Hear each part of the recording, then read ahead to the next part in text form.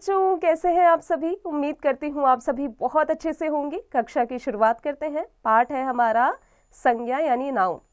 बच्चों, संसार की प्रत्येक वस्तु का कुछ न कुछ नाम अवश्य होता है।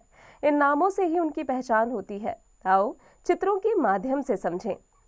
यह नई दिल्ली का प्रगति मैदान है। रवि अपनी बहन माधुरी के साथ मेला देखने आया है।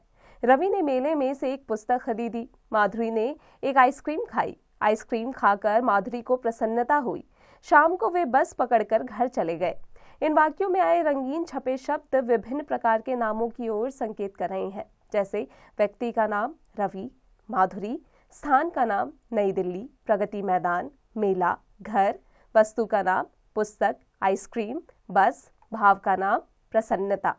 व्याकरण में विभिन्न प्रकार के नामों को ही संज्ञा कहा जाता है। किसी व्यक्ति, वस्तु, स्थान, प्राणी या भाव के नाम को संज्ञा कहते हैं। संज्ञा के 3 भेद होते हैं: व्यक्तिवाचक संज्ञा, जातिवाचक संज्ञा और भाववाचक संज्ञा। व्यक्तिवाचक संज्ञा किसी विशेष व्यक्ति, वस्तु या स्थान के नाम का बोध कराने वाले शब्दों को व्यक्तिवाचक संज्ञा कहते हैं। Himalaya, mother Teresa, Nehru ji. कुछ अन्य व्यक्तिवाचक संज्ञाएं: व्यक्तियों के नाम महात्मा गांधी, सुरेश रैना, नरेंद्र मोदी, रानी लक्ष्मीबाई। वस्तुओं के नाम रामायण, टेलीविजन, मूंगफली। स्थानों के नाम आगरा, लखनऊ, भारत, गांधी बाग, बच्चा पार्क, विद्यालय। महीनों के नाम जनवरी, फरवरी, मार्च, अप्रैल।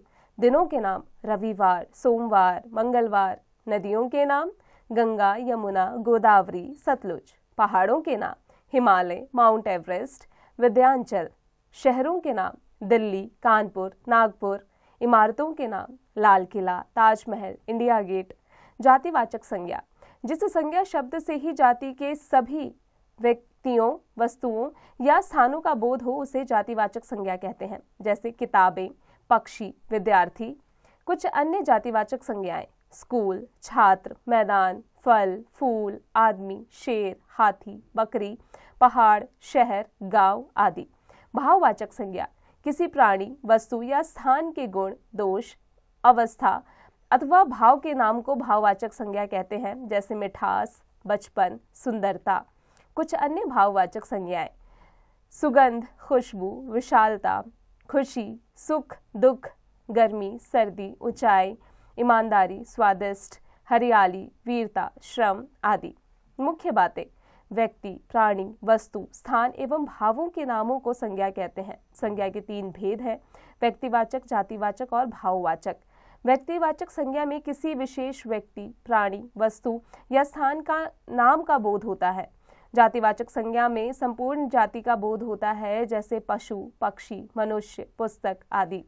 भाववाचक संज्ञा में संज्ञा के गुण, दोष या अवस्था आदि का बोध होता है। अभ्यास पर आते हैं बच्चों। मौखिक प्रश्न। निम्नलिखित प्रश्नों के उत्तर बताइए। यहाँ पाठ से संबंधित कुछ प्रश्न दिए गए हैं, इनका अभ्यास स्वयं कीजिएगा। अब लिखने की बारी। सही उत्तर के आगे सही का चिन्ह लगाइए। किसी व्यक्ति, प्राणी, स्थान, वस्तु या नाम का नाम बताने वाले शब्द क्या कहलाते हैं? व्यक्तिवाचक। बच्चों आगे का अभ्यास स्वयं कीजिएगा। निम्नलिखित वाक्यों में उचित संज्ञा शब्द भरिए। डैश का ताजमहल अत्यंत सुंदर है। आगरा का ताजमहल। बच्चों आगे का अभ्यास स्वयं कीजिएगा। निम्नलिखित वाक्यों में संज्ञा शब्द के नीचे रेखा खींचकर उसका भेद लिखिए। बच्चों इसका अभ्यास स्वयं कीजिएगा। क्रियात्मक कार्य: निर्देशानुसार 2-2 संज्ञा शब्द लिखिए। बच्चों आपको 2-2 संज्ञा के शब्द लिखने हैं। बच्चों इसका अभ्यास स्वयं कीजिएगा। उम्मीद है कक्षा में पढ़ाई गई हर एक बात आपको अच्छे से समझ में आ गई होगी। अब आप इसका अभ्यास निरंतर खुद से करते रहिएगा।